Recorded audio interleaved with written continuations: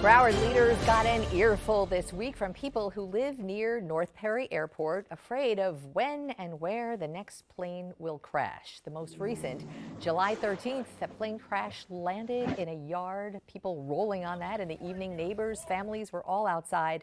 You see a few jumped right in to save those on board. This time, everyone on the plane and on the ground survived. As a result of that town hall this week, Broward County will do a few things. We'll contract for an independent safety assessment. Broward Aviation says it'll review the airport operations, aircraft capacity, and also consult with the FAA to review plane safety inspections and pilot training records. They'll get a lead emission analysis of air and soil around the airport. They'll reinstate a community advisory committee for the airport, and in 30 days compile and report back on that feedback from the town hall. Broward County Commissioner Alexandra represents the district that comprises North Perry Airport and all its neighbors. Right here once again with us, which I always appreciate because we spoke when all this started bubbling up about a month and a half ago or so, but after that latest crash. So welcome. Thank you. I want to hear that meeting had to be a little difficult to hear. I know people were angry. What did you hear? Well, actually, folks were happy to have the town hall. I think what they really wanted to know is that the county was listening. And so the way it was structured, they were able to either voice their concerns electronically, or we had comment cards. So it was done in an orderly fashion. People kept their composure, and we were able to answer some questions in the end as well. I want to get into the details of what we just outlined and what's to come and the changes, because change is what the news is. But I really want to get a sense of why now? I mean, that airport's been there for our lifetimes. There's been 33 crashes in just a set amount of years. I know probably more than that. Why now? What is it about now that the neighborhoods are finally getting change? Well, I think it's the voices. You know, the mayor of Pembroke Pines has been very loud on his concern. I'm newly elected to represent the district. I'm very hands-on, and I think we just need answers, and we as the elected body need to provide those. And so we're trying to be more transparent now. And also, you know, in researching what's going on, we see that North Perry had projected a 10-year growth that it has far exceeded. Good for business, maybe not for some other things.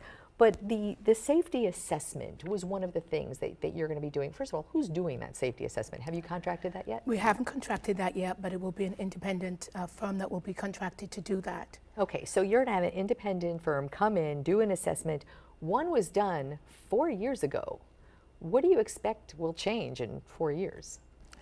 Well, the number of incidents and accidents has really increased. In 4 years? In 4 years. When you think about when the study was done in 2021, there was a total of 38 accidents over a 20-year period. Now we're looking at just 4 years, we have about 18. What do you think happened in those 4 years? The growth. I think the growth of the airport, it may be at capacity, and we need to look at that. So this is one of the things the study is going to look at as far as how can we look at our capacity based on, you know, Pembroke Pines is the second largest city now in Broward County. So there's been growth there as well. And so we want to make sure that we are operating safely in spite of the growth. So when you say capacity, well, that particular neighborhood hasn't really grown. That, you know, there's been no development in the neighborhoods around North Perry. That's a very well-established, decades-old community. People have lived there for generations. When you say capacity, does that mean the number of planes taking off and landing? Is it the plane's base there? What does that mean?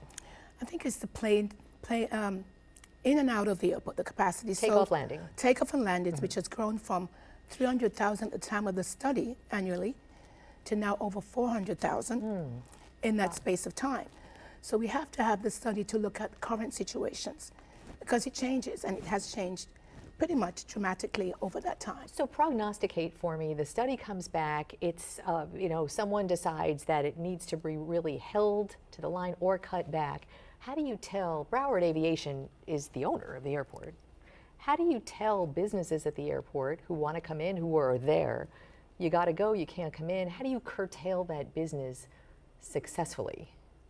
I think you start with not really adding new businesses because there's capacity to add new. So we want to look at that. So if you don't add more, and then those whose leases are up, maybe you don't end up renewing leases. Attrition is what they call it in business, right? Attrition. Yeah. So we have to look at those things. We really have to come up with a concrete plan for safety, and it can't be business as usual. Safety comes in various forms around an airport. One of the stipulations was a lead emissions analysis, air and soil. Growth would presumably add to the numbers there, but wouldn't there already be, if there is a lead issue, doesn't it exist right now? Do you know? Well, we haven't done the study. At all, ever? Not that I'm aware of. Huh. And so I haven't seen any documentation about a lead study being done. So at this point, we are going to contract an independent firm to do a study. It was requested some time back. We have the funding for it, and we're going to make sure we deliver. One of the, before I let you go, one of the really interesting components of what comes out of there is reinstating a community advisory committee. There, I have seen elected boards create a community advisory committee to keep the people happy and not really give it much power.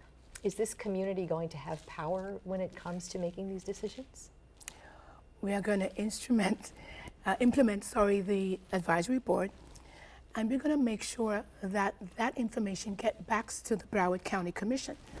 Oftentimes, these boards are created, and we never hear back any reports from the board members. They don't come before the commission. We're going to ensure that their voices are heard in front of the broader Broward County Commission so we can implement change. And you are prepared to listen to the community even at the expense of what may be business for the airport? Is that too far in the future to answer? I like putting people on the spot, but we're trying to create a balance. Yeah. We want to make sure that the economic engine that it provides, which is over 300 million, close to 300 million annually, 2,000 jobs direct and indirect, but also the 500,000 people that live in the area need to feel safe and secure. So we're trying to strike that balance. Godspeed on striking that balance. So important to so many people, and over the years, especially now when everyone has a camera, people can see just what an issue it is to have any airport in a neighborhood like that. Commissioner, great to have you here. Thanks so much. Thank you so much for having me. Of course.